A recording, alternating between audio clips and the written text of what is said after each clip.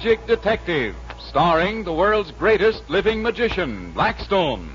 He tells you the inside story of the Deathless Shot. And right after the story, Blackstone will explain tricks that you yourself can perform. Reveal the guarded secrets of the world's greatest living magician.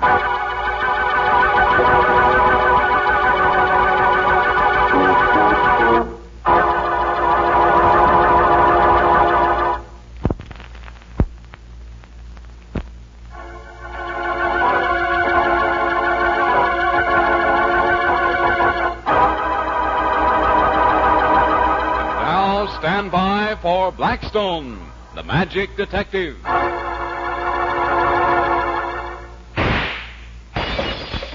And there's your card, Don. There, behind the mirror. Well, how on earth do you do it, Blackstone? Oh, this trick's too complicated to explain, Don. Magicians have to practice for years before they can do it well. Aren't these guns interesting, Don? They're very old. Well, where did you get them, Blackstone? Oh, you should have been along that day, Don. I got a call one day to go and see Madame Benya, the opera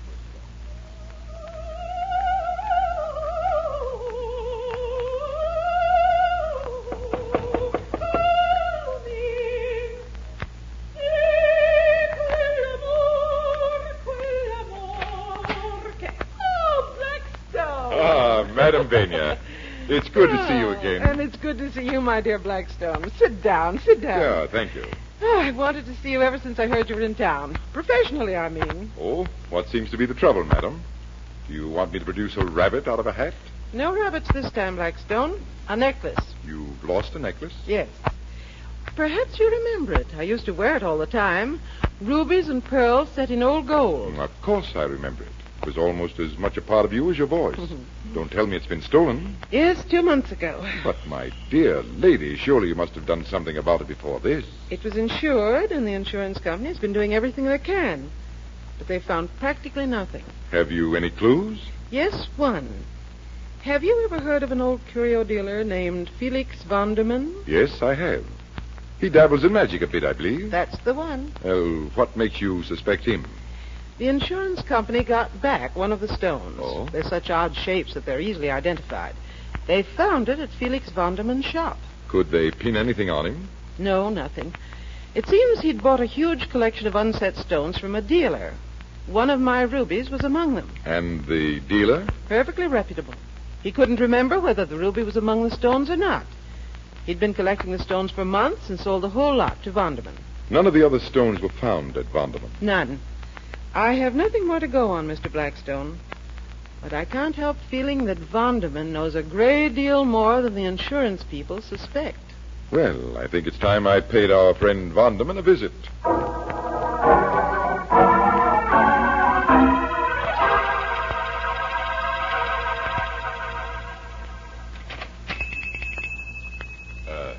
Mr. Vonderman? He's out.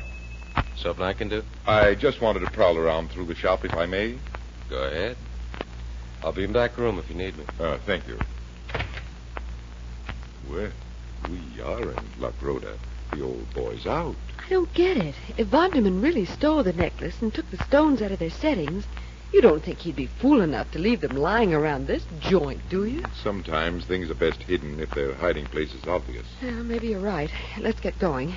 There's no telling when our little pal might come back, and he might not like to find us prowling around. Hey, how am I supposed to know if I find the jewels? I can't tell the real thing from a fake for the life of me. Here, take this. Well, what do I need a flashlight for? It's broad daylight. It's an ultraviolet flashlight, Rhoda. Turn it on every jewel or pseudo-jewel you see. If the stones glow, the stones are real. Oh, golly, that's wonderful. Well, here goes.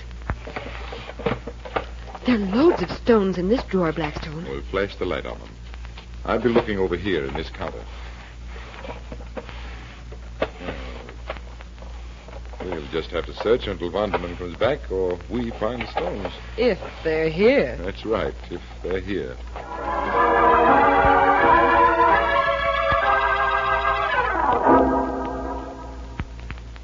Whew, I'm dead. We've gone through practically every nook and cranny in the place, and not a trace of anything but junk. Help me with this tray of stones. They're mostly rubies and pearls, and those are the stones that Madame Benya had in the necklace. Okay. Hey, Blackstone, look. That ruby is glowing as though it were on fire. And here's another, and another. Put them in your pocket, Rhoda. I hear something. Shut the drawer. I don't hear anything. Listen. Footsteps. They sound as though they were coming here. Move away from this tray. Come over here and look at this suit of armor.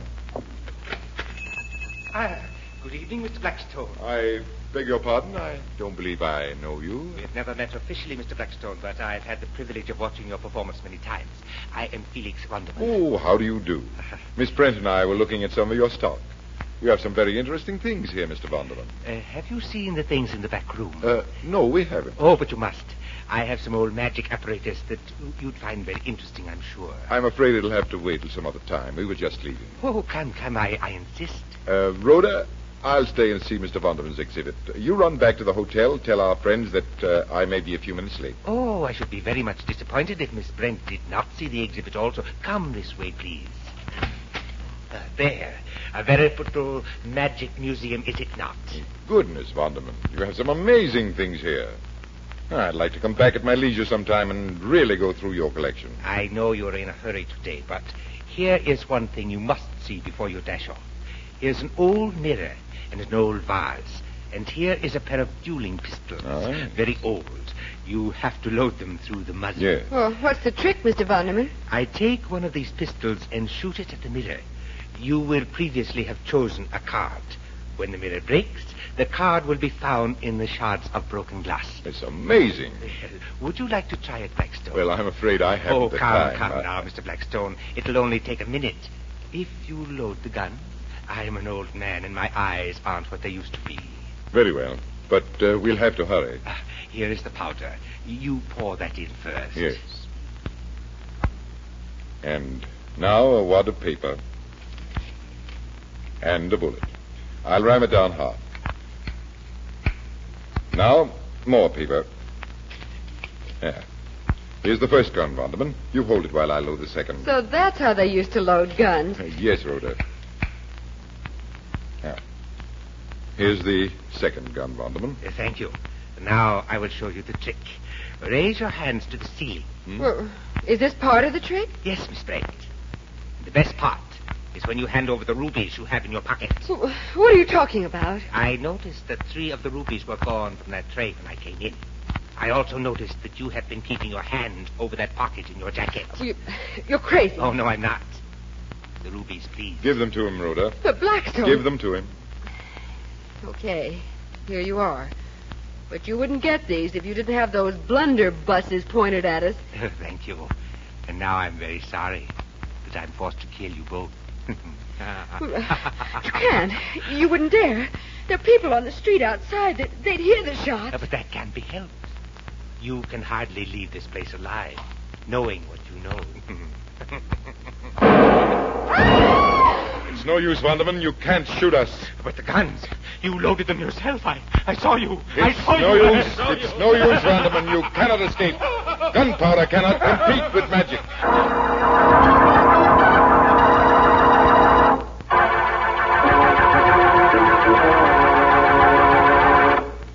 I don't understand. Why weren't you blown to bits when those guns went off? I recognize the guns, Don. It's quite a famous old trick.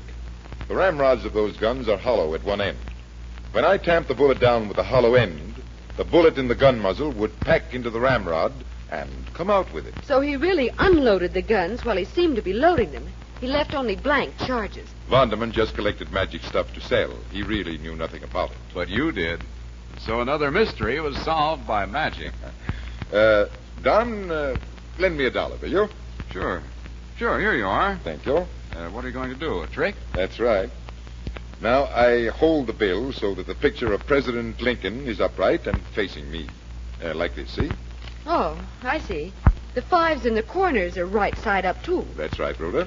Well, what happens next? I want you to watch the top of the bill and make sure I don't reverse it. You mean see that you don't turn it upside down? That's right, Don. Now, I fold the bill in half, lengthwise, like this. The upper edge is still up, isn't it? Well, I think so. Now, I'll open the bill again to prove it. Upper edge up, see? I see. Go on. Now, I fold the bill in half away from me, only this time I fold it in half lengthwise, like this, Well, that fold should come in the middle of Lincoln's face, shouldn't it, Blackstone? That's right. And then I fold it in half again, the same way. That's 3 folds I've made, and the top of the bill is still up, isn't it? Yes. Looks that way to me. What are you going to do now? Now I'm going to unfold the bill, and you'll see that Lincoln's head is still facing me. But it will be upside down. Oh, that's impossible. Is it, Rhoda? Look. What? See Lincoln's face, Don? It's upside down, just as you said it would be. Well, it just can't be done. But it has been done, Rhoda. And I'll be back in a minute to tell you how. You try while I'm gone and see if you can work.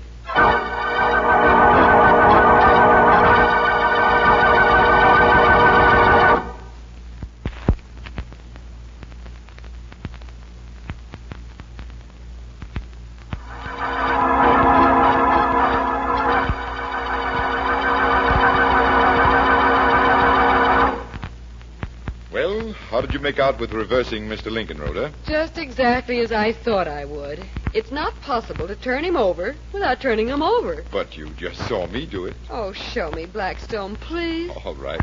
Here we are. Lincoln, right side up. I fold the bill in half, lengthwise. Bring the lower edge up to the top edge, don't I? Yeah, that's right. Now I fold it in half, taking care to fold it away from me. And do the same thing again, also away from me. Well, now open it up.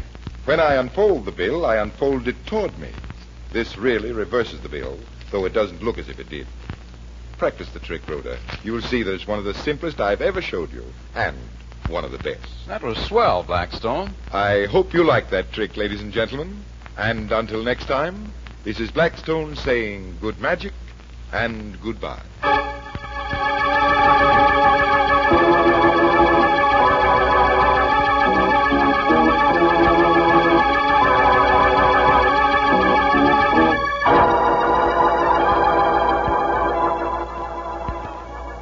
Be with us next time when the world's greatest living magician, Blackstone, tells us the story of the riddle of the other 8 ball and explains more tricks that you yourself can perform.